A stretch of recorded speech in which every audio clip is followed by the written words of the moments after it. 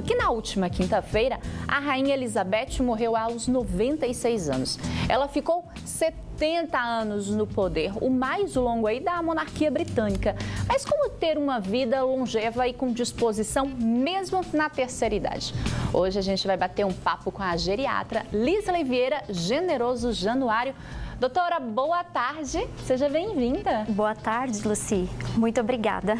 Vamos falar um pouquinho sobre a Rainha Elizabeth, porque ela morreu com 96 anos e estava ativa, estava ali, né, fazendo seus compromissos como rainha, né, com 96 anos, tinha uma vida aparentemente saudável, né? Inclusive ela até pegou Covid, se recuperou bem. Sim. É possível ter uma vida como a da rainha, né, ter disposição assim como a rainha?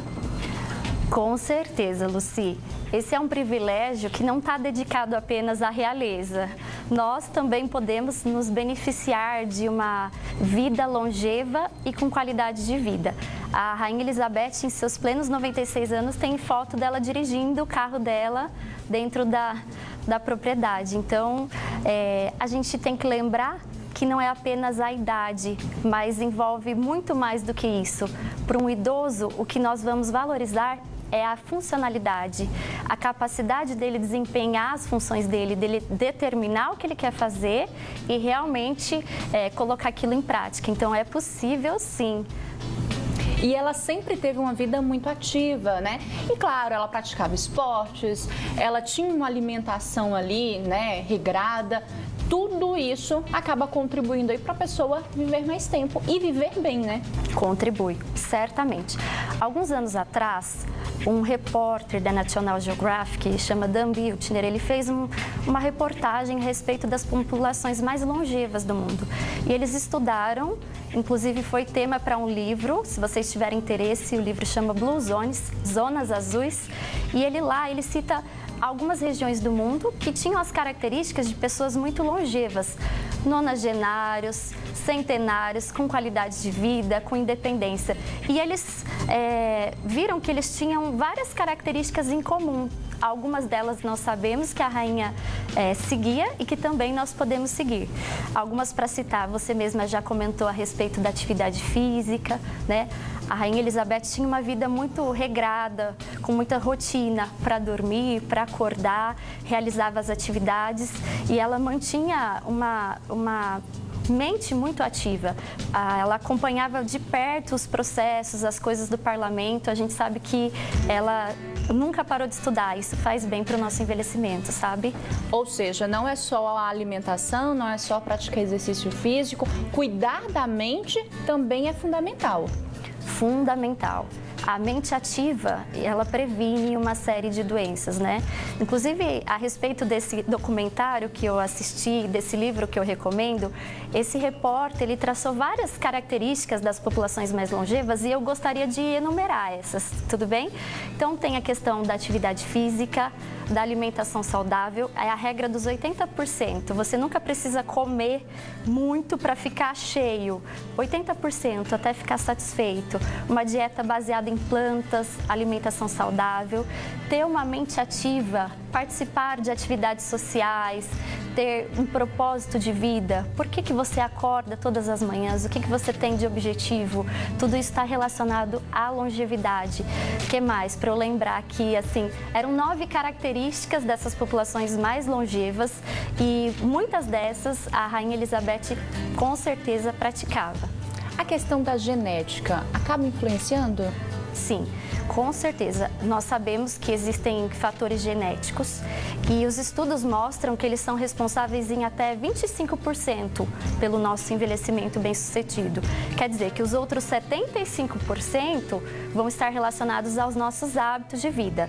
No caso da rainha, especificamente, a mãe dela, ela faleceu aos 101 anos. Então, a gente vê que já tem um fator genético aí para longevidade. Mas outros fatores, fatores ambientais, eles pesam muito mais nos nossos hábitos de vida. Tem muita gente que acaba optando aí, né? Ou porque acha que não vai envelhecer, mas acaba optando por ter uma vida mais saudável depois dos 60 anos. Ainda dá tempo de correr atrás do prejuízo ou é preciso, desde sempre, manter uma vida ali equilibrada? Não importa a nossa idade, a gente deve buscar esses hábitos de vida saudáveis desde a nossa infância, tá? Mas nunca é tarde para começar. Não é porque a vida toda eu me alimentei com fast food, ou eu gostava muito de dormir só tarde e agora eu quero viver mais com longevidade, eu vi que tudo isso é necessário. Nunca é tarde para começar. A gente escreve a história da nossa vida através dos capítulos, né? E não basta só um finalzinho lá, a gente sabe que tem que desenvolver toda uma história. Então, você que é jovem, coloque em prática. Você que é idoso, não é tarde. Antes tarde do que nunca, sempre. Essa questão de dormir, né? Tem gente que precisa dormir 8 horas, tem gente que com 6 horas diz que é o suficiente. Qual que seria o ideal aí para poder... Olha, isso é muito variável, como você mesma falou. Então, tem pessoas que realmente precisam de 8 horas.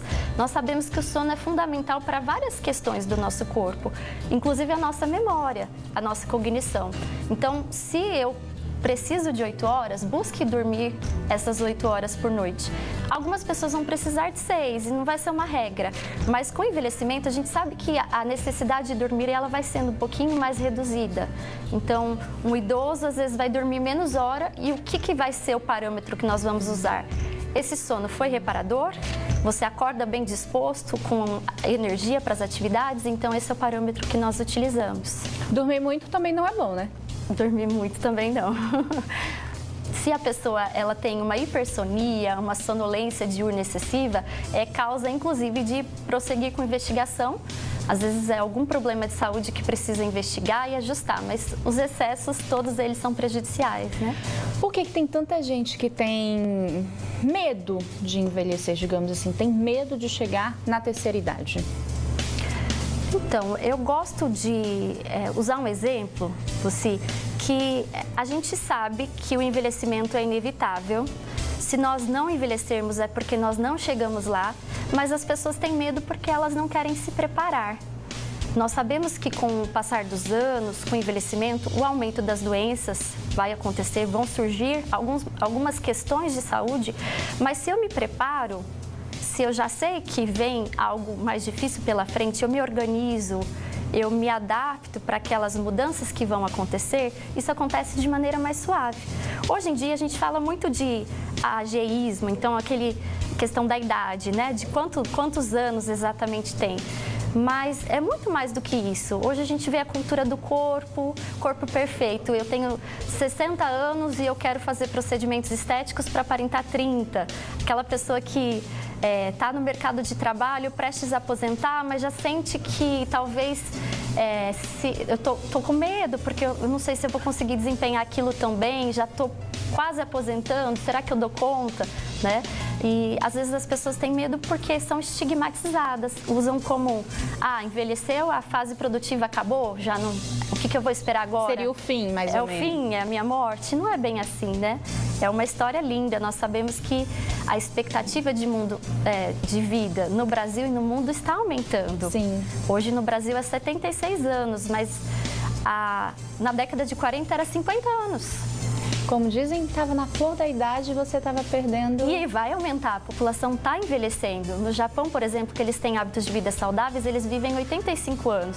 Então a gente tem que buscar entender que é uma fase linda, com as suas adversidades, com seus desafios, mas que nós podemos nos preparar, nos organizar por aquilo que nos espera, para viver com vida e com vitalidade.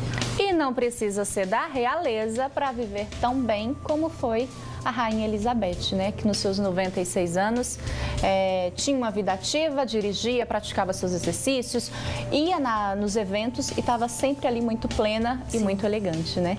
Com certeza, não precisa ser da realeza. Nós também podemos chegar nesse objetivo.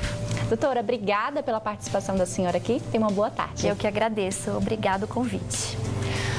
Bom, agora